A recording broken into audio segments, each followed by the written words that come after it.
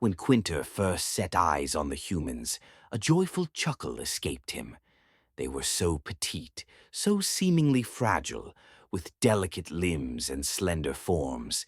Standing at a little under 2 meters, they barely reached his knee. As a proud Silurian, towering at 9 meters with elongated limbs perfectly suited to his world's low gravity, Quinter found these earthlings utterly charming. "Welcome to Sils," he announced, his deep voice echoing across the landing zone as a human vessel touched down. The ship was miniature compared to Solarian spacecraft, more akin to a toy than an interstellar vehicle. The human delegation emerged cautiously, their movements slightly bouncy in Sils gravity, approximately 1/6 of Earth's. Quinter observed them with scientific curiosity. As a geologist assigned to geological survey duty, he was also tasked with greeting the visitors, simply because he was working in this sector when first contact occurred. "Thank you for your hospitality," responded a small female human, stepping forward with unexpected grace despite the gravitational difference. "I'm Captain Nina Rodriguez, leading this expedition. With me are Dr. Alan Wells, our xenobiologist, and Mark Shunn, our engineering specialist."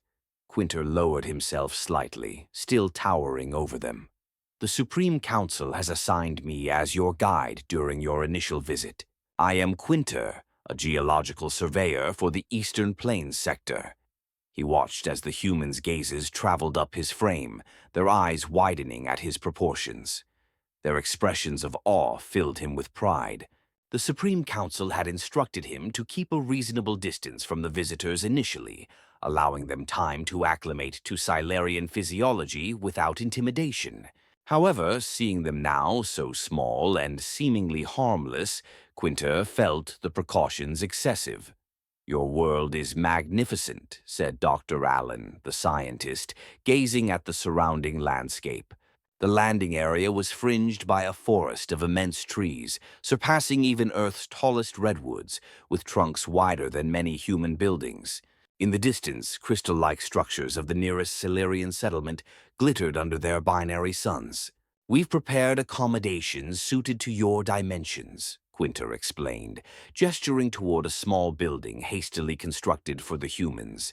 It looked like a child's playhouse next to standard Silurian structures. "Our architects found your specifications challenging to work with." He couldn't help the hint of amusement in his voice. "I'm sure they did," Nina replied with a polite smile. "We appreciate the effort." Quinter watched with fascination as the humans unloaded equipment from their ship. Despite their small size, they moved efficiently, carrying devices and containers that appeared proportionally heavy for their frames. He noticed how Mark, the engineer, effortlessly hoisted a large metallic case, adapting quickly to the reduced gravity. "You adapt well to our gravity," Quinter observed. Mark grinned. "We're trained for different gravitational environments. Lower gravity than Earth's is actually rather pleasant once you adjust." To demonstrate, he gave a small hop, rising nearly 2 meters before landing softly. Quinter's interest piqued. He had studied preliminary data on Earth, but hadn't fully grasped what it meant for a species to evolve under stronger gravity. These humans had developed in an environment where every movement required more effort. Their muscles and bones formed to withstand forces far greater than those on Sils. A flicker of concern crossed Quinter's mind. The Supreme Council had classified the humans as a Type C species, cute but harmless, akin to the Vidians who visited 2 cycles ago.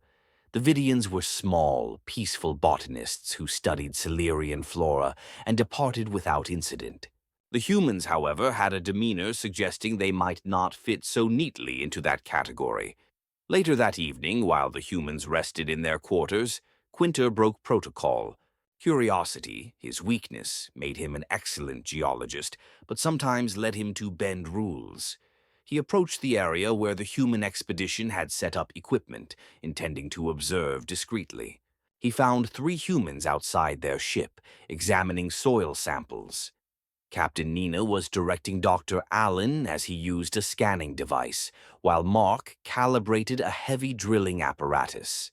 They hadn't noticed Quinter, partly hidden behind giant ferns. What happened next made Quinter freeze in surprise. The drilling equipment malfunctioned, emitting a sharp hiss. Mark reacted instantly, grabbing the machine, which must have weighed several hundred kilograms by Silurian estimates, and lifting it away from his colleagues. He set it down several meters away with controlled strength. Quinter's perception shifted. These humans were more physically capable than he had assumed. Still tiny and adorable, yes, but perhaps not as helpless as the Supreme Council had categorized them. Stepping into view, Quinter cleared his throat. "I apologize for the intrusion. I was concerned about your comfort." Nina turned, her expression momentarily surprised before settling into a diplomatic smile. "Quinter, we're fine, thank you. Just taking advantage of the daylight to gather samples." "Your equipment seems heavy," Quinter noted, glancing at the drilling apparatus Mark had repositioned. "Standard field equipment," Mark replied with a shrug. "A bit bulky, but manageable, especially in your gravity." Dr. Allen looked up from his scanner. "We evolved on a world with a much stronger gravitational pull. Our musculature and bone density reflect that environment. Here we're considerably stronger than at home." "Interesting," Quinter said, filing this away. "Tomorrow I'll show you more of our world, including the crystal forest to the north. The terrain is challenging." "We're looking forward to it," Nina replied, her eyes gleaming with what Quinter now recognized as genuine eagerness for exploration. As Quinter departed, he revised his initial assessment. These humans were indeed cute, with their tiny stature and delicate features. But there was something else, something the Supreme Council might have overlooked. They possessed quiet confidence and physical capability, hinting at hidden depths. The thought both intrigued and unsettled him as Syl's twin moons rose in the violet sky. Morning on Syl's brought a palette of colors unknown in Earth languages. The binary suns cast dual shadows across the crystalline landscape as Quinter guided the human expedition into the wilderness.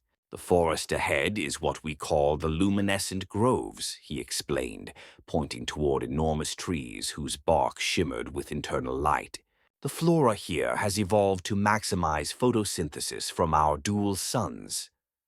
Nina walked at the front, her movements increasingly confident in the lower gravity. Dr. Allen followed, constantly scanning and occasionally collecting soil or plant samples. Mark brought up the rear, carrying what appeared to be defensive equipment alongside scientific tools. Quinter noticed this and felt a twinge of curiosity. "Are the weapons necessary? No predators in this region would consider beings of your size as prey." Nina glanced at the sidearm holstered at her hip. "Standard protocol for any planetary expedition, Quinter. We never know what we might encounter, even on supposedly safe worlds." Her tone was casual, but Quinter detected firmness beneath it. They approached a massive root system where the ground had eroded, creating a natural ravine. To Quinter, it was a minor obstacle, barely a step across. To the humans, it presented a gap of nearly 4 meters. "Allow me to assist," Quinter offered, extending his hand to form a bridge. Nina smiled but shook her head. "Thank you, but we can manage." She took several steps back, then ran and leaped across the gap with ease, landing gracefully. Dr. Allen and Mark followed, each clearing the distance without strain. Quinter blinked in surprise. The jump would have been impressive for a Silurian child. For creatures so small with slender limbs, it seemed almost impossible. "You seem shocked," Nina noted as Quinter stepped across to join them. "I hadn't anticipated such agility," he admitted. Mark grinned. "On Earth, I could maybe jump 1 meter high and 2 meters across, with effort. Here." He demonstrated by springing upward, reaching almost 3 meters before landing. "It's like having superpowers." "Superpowers," Dr. Allen explained, "are fictional abilities beyond normal capability. What Mark means is that Earth's gravity is approximately 6 times stronger than Syl's. Our muscles and cardiovascular systems developed under that pressure. Here, those muscles exert the same force but meet less resistance. I see, Quinter said, though he wasn't sure he fully grasped the implications.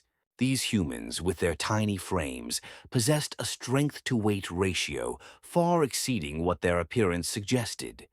They continued, reaching a crystal-clear stream cutting through the forest floor. For Quinter it was barely a trickle, but to the humans it was a sizable watercourse. This empties into the Sapphire Basin, 10 kilometers east, Quinter stated. The water contains mineral compounds unique to Syl's. Our researchers would be keen to study its makeup. Dr. Allen went to the water's edge, collecting samples with a small instrument. The mineral content is fascinating. These compounds would be considered incredibly rare on Earth. As they worked, Quinter noticed Nina intently studying their surroundings, her hand occasionally moving toward her weapon. "Are you troubled, Captain?" he inquired. She hesitated before answering. "Just staying alert. It's a habit from past expeditions." "Past expeditions?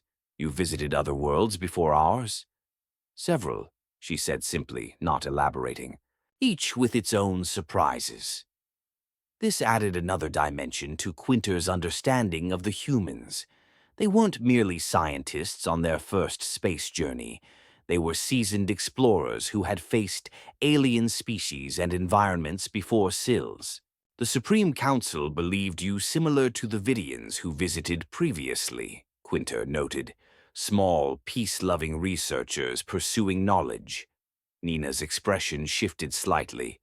"We are peace-loving researchers, Quinter, but humanity has learned that exploration requires preparedness for all eventualities." Mark joined the conversation, having set up a small defensive perimeter around their sampling location. "What Nina means is, we're scientists first, but we're trained to handle ourselves if things go awry." "Awry?" Quinter questioned, unfamiliar with the term. "If unexpected problems arise," Dr. Allen clarified. Quinter's communicator emitted a gentle chime. He examined it and frowned. "We should return to the settlement. Atmospheric monitors indicate a magnetic storm developing in the upper atmosphere." "Dangerous?" Nina asked, immediately alert. "Not immediately, but potentially within hours. Sales experiences recurring magnetic disturbances that can disrupt electronics and disorient native fauna." The humans gathered their equipment with practiced efficiency. As they started back, Quinter noticed Nina and Mark exchanging glances and subtle hand signals. They were communicating something without speaking, something they didn't want him to understand. His curiosity grew. These humans continually surprised him. They were undeniably cute with their diminutive stature, yet he suspected the Supreme Council had underestimated them in ways beyond physical strength. As they advanced toward the settlement, the sky shifted from violet to a deep, menacing crimson. Winds intensified, carrying particles that shimmered like diamond dust in the fading light of the dual suns. "The magnetic storm is intensifying faster than predicted," Quinter said, concern evident. "We need to change course. There's an old outpost nearby, a decommissioned geological survey station with magnetic shielding." Nina nodded sharply. "Lead the way." The group altered direction, moving through denser undergrowth. The immense plants of Syl's loomed larger as the wind bent their trunks, creating an eerie creaking sound. "How far to this outpost?" Mark asked, adjusting the heavy equipment on his back with surprising ease. "Approximately 2 kilometers north," Quinter responded, pushing aside a large fern. "A brief walk for me, but for your size." "We'll keep up," Nina interrupted, her tone firm. The storm continued to build. Vibrant auroras danced across the sky, stunning yet portending electromagnetic chaos. Quinter's communicator emitted errant beeps before going silent. "Communications are down," he declared. Electronics will become increasingly unreliable as the storm intensifies. Dr. Allen checked his scanning device, confirming heavy electromagnetic interference. Our equipment is already showing disruption. Mark extracted a robust-looking device from his pack. Military-grade emergency communicator, he explained, noticing Quinter's stare, hardened against EMP. We should still contact our ship if necessary. Quinter raised an eyebrow. Military-grade. I was told your expedition was purely scientific. It is, Nina said firmly, but Earth has learned to prepare for contingencies. Hardened equipment is standard for off-world expeditions. Before Quinter could reply, a low rumble vibrated through the forest floor. He froze, his elongated form tense. What was that? Dr. Allen asked, reaching for his scanner. Rokwa, Quinter whispered, barely audible over the wind. We must move now. What's a Rokwa? Mark inquired, but Quinter was already moving, his long strides covering ground quickly. A predator, he called back. The largest on sills. They usually avoid settlements, but magnetic storms disrupt their sensory organs, making them aggressive, disoriented, and very dangerous. The humans broke into a run to keep pace, their smaller forms bounding with surprising speed across uneven terrain. In Sill's low gravity, they moved with near gazelle-like grace, leaping over obstacles that would have been challenging on Earth. Another rumble, closer, sent tremors through the ground. Quinter's pace accelerated, forcing the humans to push their limits. He pointed ahead to a structure hewn from a single enormous crystal, its facets reflecting the stormlight in prismatic patterns. The outpost. They reached the entrance, a 15-meter-tall doorway fashioned for Silurian physiology. Inside, the space was cavernous by human standards, filled with equipment sized for beings 3 times the tallest human's height. Seal the entrance, Quinter commanded, activating a control panel to slide a crystalline barrier across the opening. The shield should protect us from the worst of the magnetic disturbances. Nina was already directing her team. Mark, check the perimeter. Allen, assess our equipment status. She turned to Quinter. How dangerous is this Rokwa exactly? Quinter's expression was grim. They're apex predators, 12 meters long, with armored hides and multiple limbs ending in claws that can shear through our toughest building materials. They hunt by sensing electrical impulses, brain waves, nerve signals. Storms confuse them, making them attack anything emitting electrical signals, like our equipment or nervous systems. Dr. Allen nodded. Even Silurians avoid confrontation with Rokwa. The last attack on a settlement caused casualties. Mark returned from his survey. The structure seems solid, but there are multiple entry points. Some shielding looks damaged, likely from age and lack of maintenance. Another tremor shook the ground, strong enough to rattle abandoned equipment. A low, keening wail echoed close to the outpost. It's found us, Quinter whispered. Nina unholstered her weapon, a sleek, compact device Quinter hadn't previously noticed. What can penetrate a Rokwa's hide? Very little, Quinter replied, pointing to a corner where a vast object sat, partially covered by protective sheeting. That assault tank was once stationed here for defense, but it's decommissioned, engine removed, weapons disabled. The humans approached the tank, which to them was the size of a small building. Standing beside it, they seemed even smaller, more vulnerable. Quinter felt a surge of protective instinct. These tiny beings were his responsibility, and he had led them into danger. We need to reinforce the weakest entry points, Nina decided. Mark, can we use parts from that tank as barricades? Mark examined the vehicle. The armor plating would be ideal, but each panel must weigh tons. We can't move them without equipment. We don't need to move the entire thing, Nina said, studying the tank. Just enough to reinforce vulnerable areas. A thunderous crash interrupted their planning. The Rokwa had reached the outpost and was testing the outer walls. Crystal fragments rained from the ceiling as the structure shuddered. "It's trying to break through," Quinter said, moving toward an internal control panel. "There's a sonic deterrent that might drive it away."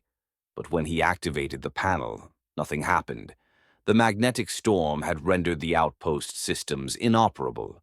"We need a plan B," Nina said calmly, turning to Dr. Allen. "How are our power reserves?" "The energy weapons will work, but magnetic interference might affect accuracy," he replied.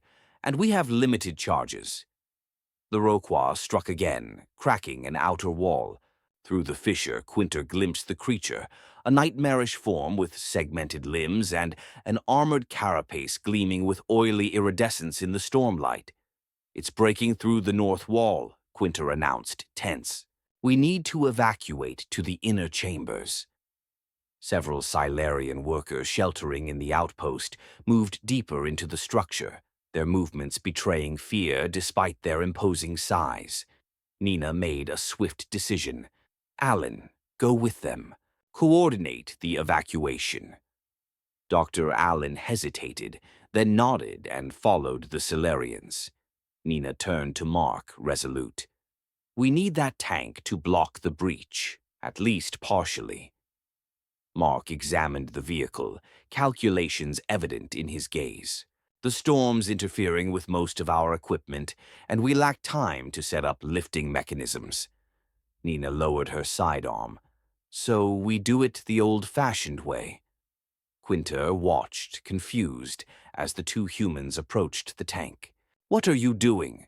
You can't possibly move that. It weighs more than 20 Silarians." Nina ignored him, positioning herself at one end of the tank, while Mark took the other. "On three," she called. "1, 2, 3. What happened next reshaped Quinter's understanding of humans. Nina and Mark braced against the tank and pushed. Initially, nothing changed.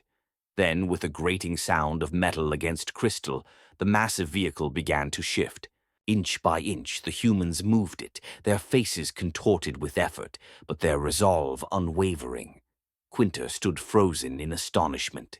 These little beings, these amicable visitors the Supreme Council had deemed harmless, were physically maneuvering an object that would challenge a team of Silarians with mechanical assistance.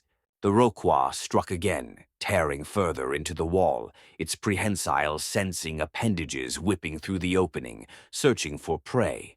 "Almost there," Nina grunted, her muscles visibly straining as she and Mark gave one final push. The tank slid into place, its armored bulk blocking the breach just as the Rokwa tried to force through. The creature howled in frustration, its attacks redoubling against the new obstruction. "It won't hold long," Mark gasped, breathing heavily. "But it buys us time." Quinter's gaze was fixed on the humans. How did you do that?" "That tank weighs tons." Nina wiped sweat from her brow, her expression grimly satisfied. "Earth's gravity is 6 times stronger than Syl's. Our muscles developed under those conditions. Here we can accomplish feats impossible at home." "But you're so small," Quinter said, still grappling with his preconceptions. "Size isn't everything," Mark replied with a faint smile. "Especially not here." A Silurian guard rushed into the chamber. "The Rokwa is circling the outpost, seeking another entry point. The eastern entrance is vulnerable. The shield generators are failing." Nina turned to Mark. "We need a more permanent solution." "Ideas?" Mark scanned the chamber, his gaze settling on defunct equipment. "Those sonic deterrents Quinter mentioned, could we manually reroute them to work without main power?"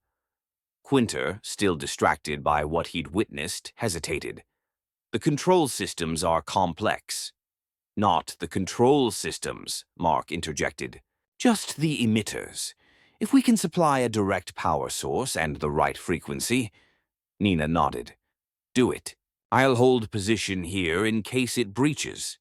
As Mark rushed off with Quinter to investigate the sonic equipment, the Rokwa renewed its assault on the tank barricade. The armored vehicle held, but the impacts were slowly shifting it. Nina drew her weapon and took a defensive stance. When Quinter looked back, he saw her silhouetted against the monumental tank, a tiny figure ready to confront a monster 3 times his size. The term cute seemed entirely inadequate. Mark worked with remarkable speed, disassembling the sonic emitters and repurposing them with components from the human's equipment. His fingers moved precisely despite their size relative to Silurian technology. "The conductors here," he muttered, more to himself. "If I bypass the primary control circuit and reroute power from our portable generators—" Quinter watched, fascinated. "How do you grasp our technology so quickly?" Mark didn't look up. Physics is universal, different applications, similar principles. Plus, Nina wasn't fully forthcoming about our prior encounters with other species. "We've seen similar tech before." This sparked more questions in Quinter's mind, but there was no time to pursue them. A tremendous crash from the main chamber signaled the Roquois' progress against the barricade. "How much longer?" Quinter asked urgently. "Almost there," Mark replied, connecting the final components to a power source from his pack. "This should emit a frequency targeting the Roquois' sensory receptors, assuming their biology works as you described." A human scream, not Solarian, pierced the air. "Nina." Mark sprang to his feet, the partially assembled device in hand. Quinter followed, his long strides outpacing the human, despite Mark's enhanced agility in low gravity. They reached the main chamber to find Nina on the ground, blood on her uniform. The tank had been pushed aside enough for the Roquois to force a limb through. The creature's sensing appendage had struck Nina, hurling her against a wall. The Roquois was now forcing its armored head through the breach, its numerous eyes glowing with eerie bioluminescence, intensified by the storm. Without hesitation, Mark activated the makeshift sonic device. A high-pitched tone, inaudible to human or Silurian ears, but calibrated to disrupt the Roquois' sensory organs, reverberated through the chamber. The effect was immediate and dramatic. The creature recoiled, emitting a shriek that seemed to shake the outpost. Its limbs thrashed, scraping its own armored exterior in its desperation to escape the agonizing stimulus. Mark rushed to Nina's side while Quinter cautiously approached the breach, watching the Roquois retreat, still trembling under the sonic attack. "It worked," he said with relief. "The Roquois is withdrawing." "Nina." Mark was helping the captain into a seated position. "Status?"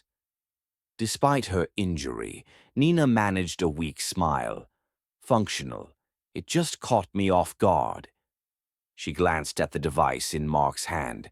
"Nice work." "Can you stand?" he asked, supporting her weight. "I think so," she replied, wincing as she rose. "Just a little disoriented." Quinter moved to assist, but Nina had already regained her footing with Mark's aid. Even injured, she carried herself with dignity and resilience that belied her small stature. "The storm is starting to dissipate," Quinter announced, checking a monitoring device rebooting as the magnetic interference lessened. "We should return to the settlement soon." Nina nodded, surveying the chamber. The massive tank pushed aside like a toy, the breached wall the Roqua had nearly broken through, and the tiny sonic device that had driven the monster away.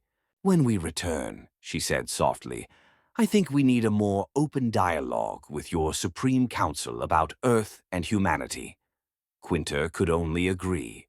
The classification of humans as cute but harmless now seemed not only inaccurate but almost ludicrously inadequate. Dawn broke over Sills with unusual clarity after the magnetic storm cleared the atmosphere of particulates. The violet sky shimmered with renewed vibrancy, and the binary suns cast dual light across a landscape transformed by the night's events. The outpost bore scars of the Roquois' attack: cracked walls, damaged equipment, and the massive tank still awkwardly positioned where the humans had placed it. Silurian workers were already beginning repairs, their expressions reflecting disbelief at how the crisis was averted. In the main chamber, Nina sat with Dr. Allen, who was treating her injuries with Earth medical technology. Mark was assisting Silurians in restoring power to the outpost systems, effortlessly scaling structures designed for beings 3 times his height. Quinter approached Nina, having spent the night communicating with the Supreme Council. "How are you feeling?" She looked up, pale but composed. "I'll survive. A Roquois packs quite a punch, but I've faced worse." Quinter settled beside her, folding his elongated frame to converse. "The Supreme Council is sending representatives, eager to reevaluate our assessment of your species." Nina's expression remained neutral. "I figured they would." "I must confess," Quinter said, choosing his words carefully, "we may have been presumptuous in categorizing humans. When we received your communication signals and images, you seemed so cute, for lack of a better term." Nina gave a rueful smile. "Yes." Quinter gestured to the tank. "Yet you and Mark moved something that would challenge our strongest. You confronted a predator that has instilled fear in Silurian outposts for generations." "It's not about brute force," Nina said after a pause. "It's about adaptation. Humans evolved on a planet that demanded resourcefulness, versatility, and resilience. Earth tested us with intense gravity, extreme temperatures, and abundant predators. Those who survived passed down their traits." Dr. Allen chimed in. "Biologically, our species developed under constant pressure, literally in terms of gravity. Our bone density, muscle fiber composition, and cardiovascular systems bear the imprint of an environment far more demanding than Syl's." "Yet you appear so frail," Quinter said, amused. "Appearances can be deceptive," Nina countered, "something both our species are learning." The discussion was interrupted by the arrival of several Silurians in formal dress, signifying their roles as Supreme Council members. They entered with authority, slightly diminished by the visible damage in the outpost. "Ambassador Lurin," Quinter greeted, rising to his full height. "These are the Earth representatives, Captain Nina Rodriguez, Dr. Alan Wells, and Engineer Mark Shun." He indicated each human. The chief Silurian, Ambassador Lurin, examined the humans with curiosity. "We've received Quinter's report of last night's events. It's difficult to reconcile with our understanding of your species." Nina stepped forward, her tiny frame somehow commanding beside the towering Silurians. "Perhaps we should reevaluate that understanding, Ambassador." Lurin turned to examine the tank. "Our records indicate this vehicle weighs approximately 12 metric tons by Earth measurements. And you moved it." "We did what was necessary for survival," Nina replied simply. Mark joined them, wiping his hands after working on the power systems. "Low gravity gives us quite an advantage. On Earth, we'd need heavy machinery to budge that thing." "You said your gravity is 6 times stronger than ours?" Lurin asked Dr. Allen. "Correct," he answered. "What you saw was more about physics than raw strength, though Captain Rodriguez and Mark are particularly well trained." Lurin exchanged glances with the other council members. "We owe you an apology. We assessed your species based on size, without considering your evolutionary origins." "No offense taken," Nina said diplomatically.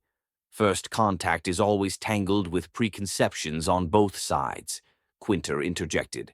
"I witnessed not only physical ability but exceptional resourcefulness and courage, qualities beyond biological adaptation." The acknowledgement seemed to please Nina, though she remained professional. "What we seek, Ambassador, is a relationship rooted in mutual respect and understanding. We came to Sils for scientific exchange and potential trade partnerships. Those goals remain unchanged." Lurin nodded solemnly. "The Supreme Council will renegotiate the agreement with a more accurate assessment of your capabilities." A note of respect was evident in his voice. As the formal talks continued, Quinter stood slightly apart, watching the interplay between the small humans and his towering people. The dynamics had shifted overnight. Where Solarians once viewed humans with amusement, there was now genuine respect, perhaps even apprehension. Later, as preparations were made to return to the main settlement, Quinter found Nina alone, looking out through a repaired section of the outpost wall at the Silurian landscape. "You're very quiet," he remarked. "Just thinking," she replied, "about perspective." "Perspective?" Nina smiled. "On Earth, we're giants compared to most species. We design our world to our scale and rarely consider what it feels like to be truly small. Being here, understanding what it's like to be the small ones in a giant world, is humbling." "Yet you adapted quickly," Quinter observed, "using our gravity to your advantage rather than being intimidated by our size." "That's the human way," she said simply. "We adapt. We survive. Sometimes we thrive in conditions that should, by all logic, overwhelm us." Quinter pondered this. "The Supreme Council is considering inviting a human delegation to our capital city. They're reconfiguring accommodations to be more suitable." Nina chuckled softly. "No more dollhouse-sized furnishings?" "Something like that." Quinter paused, then asked the question troubling him since the previous night. "Were you honest when you said your expedition was solely scientific? Your equipment, your training, they suggest other intentions." Nina faced him fully. "Our mission is scientific and diplomatic, Quinter. But humanity has learned caution in our travels. We've encountered species less welcoming than yours, some that mistook our size for weakness and acted accordingly." "And how did those encounters end?" Quinter asked softly. "Some poorly, others well. It depended on how quickly each side could overcome preconceptions." She glanced at the tank. "We don't wish to be feared, Quinter. But we don't want to be underestimated either." Quinter nodded slowly. "I understand." After a pause, he added, "Would your people be open to hosting a Silurian delegation on Earth? I'm fascinated to experience your world, to feel the gravity that shaped your species." "I think that could be arranged," Nina said with a genuine smile. "Though you might struggle under our gravity. We'd need to design mechanical assistance for your comfort." "A small price for understanding," Quinter said. "I want to experience the planet that produced beings who can lift tanks." 2 days later, the main settlement hummed with activity as preparations were completed for an official welcome. The Supreme Council had elevated the human delegation's status from scientific visitors to preferred diplomatic envoys, reflecting their revised evaluation of Earth's value in the interstellar community. Quinter was appointed official liaison to the humans, a promotion recognizing his experience with the species. He was overseeing modifications to a meeting hall when Ambassador Lurin approached. "The Council has analyzed all available data on Earth," Lurin said without preamble. "Their gravity, evolution, and technological development. We've made significant miscalculations." "In what way?" Quinter asked, though he had suspicions. "We assumed smaller species would develop more slowly, with less advanced societies and technologies." Lurin gestured to where Mark was helping Silurian engineers modify communications technology for both species' sensory abilities. "Yet they've achieved interstellar travel despite emerging on a planet that, by our standards, should have crushed them under its gravitational forces." Quinter considered this. "Pressure creates adaptation." "Precisely," Lurin confirmed. "Our xenobiologists have reached the same conclusion, raising questions about other assumptions we've made regarding interstellar race categorization."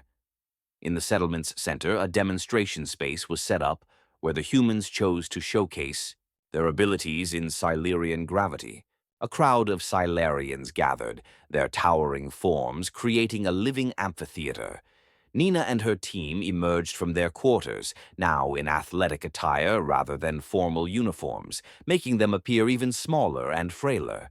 Thank you for joining us, Nina announced, her voice amplified by a translator device. We thought it might be useful to demonstrate aspects of human physical prowess in your gravitational environment. This isn't about superiority, just sharing information. What followed stunned the Silurian onlookers.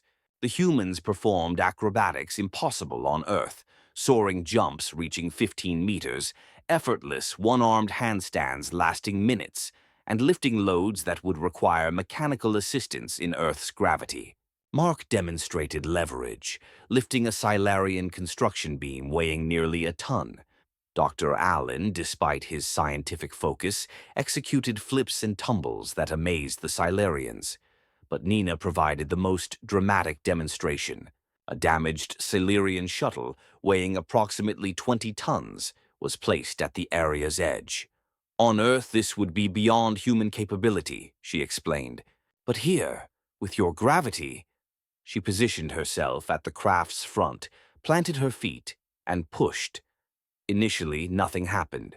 Then, with the sound of metal protesting, the shuttle began to move, slowly, centimeter by centimeter, until Nina rotated it nearly 45 degrees. As she stepped back, panting but composed, the silence among the Silurians was profound. Quinter moved to her side. "Was that truly necessary?" he asked softly.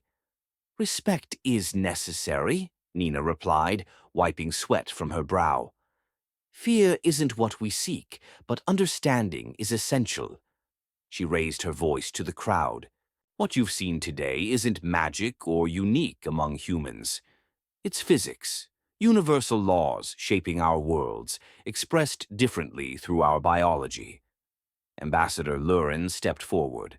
"Captain Rodriguez, on behalf of the Supreme Council, I formally recognize Earth as a major gravitational divergent species, a designation reserved for beings whose evolutionary path significantly deviates from the galactic norm." He paused. "It's our highest non-native classification." Nina bowed slightly. "Earth accepts this recognition and looks forward to establishing lasting diplomatic ties with SILs." As the formal proceedings continued, Quinter reflected on how radically his perceptions had changed in days. The humans were still diminutive, their proportions fragile compared to Silurians. In some respects, they retained the visual appeal of first contact. But cute was no longer the word that came to mind. Instead, Quinter thought of their resilience, adaptability, and remarkable capacity to evolve under conditions that should have constrained them, but instead forged them into something exceptional. That evening, a celebration commemorated the new diplomatic standing between SILs and Earth. The central plaza was modified to accommodate both species, with raised platforms facilitating eye-level interaction. Quinter found Nina at the celebration's outskirts, observing the interactions with satisfaction. "A successful day," he noted. "Very," she agreed. "Your council learns quickly." "Necessity is a persuasive teacher," Quinter replied. "Though I must admit that shuttle demonstration was somewhat theatrical." Nina's eyes sparkled with amusement. "Sometimes a visual aid is worth 1,000 diplomatic communiques. And the Rocquois' timing was fortunate, wasn't it?" "Now you're venturing into paranoia," she chided gently. "We didn't engineer a magnetic storm or a predator encounter, but we capitalized on the situation when it arose." Quinter nodded thoughtfully. "The Supreme Council approved my request to join the reciprocal mission to Earth. I'll be among the first Silurians to visit your world." "You'll find it challenging," Nina warned. "Our gravity will feel crushing initially. Your respiratory system will need assistance, and mobility will be difficult without mechanical support." "I understand the risks," Quinter said. "But after what I've seen, I want to experience the force that shaped your species, to feel, if briefly, the pressure that birthed such strength in a small package." "Then we'll welcome you to Earth," Nina said, extending her hand in the human gesture of agreement. Quinter carefully took her much smaller hand, and she added, "Just promise not to call us cute in your official reports." Quinter laughed, a deep sound that drew curious glances from nearby Silurians. "That description has been permanently retired, though I can't guarantee some colleagues won't harbor that notion privately." "As long as they remember what the cute ones can do," Nina replied, smiling. 3 months later, as Quinter boarded the human vessel to transport him and a small Silurian delegation to Earth, he carried a memento, a piece of metal from the tank Nina had moved during the Rokwa attack. It reminded him that in the vast universe, appearances were the most unreliable measure of capability. The human ship was small by Silurian standards, forcing Quinter to hunch uncomfortably in specially modified quarters. But as he felt the subtle sensations of acceleration pushing him against his support couch, he anticipated Earth's gravity, the crushing force that had compressed carbon into diamonds and humans into one of the most physically powerful species, pound for pound, that Sills had encountered. The journey would be inconvenient, the destination daunting. But Quinter had learned to look beyond size and first impressions.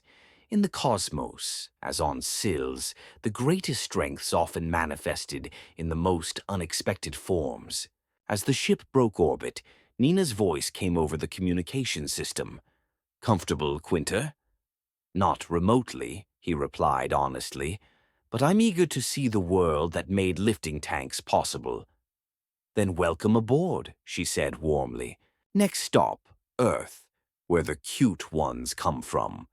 Despite himself, Quinter laughed, already envisioning how his worldview would broaden under the crushing gravity that shaped these remarkable beings. Humans who proved that small and powerful were not mutually exclusive in the language of the universe. The stars streaked past as the ship accelerated to interstellar velocity, carrying ambassadors from two worlds separated by scale but united by curiosity, ingenuity, and the universal drive to understand the cosmos and their roles within it. No matter how grand or seemingly insignificant those roles might appear.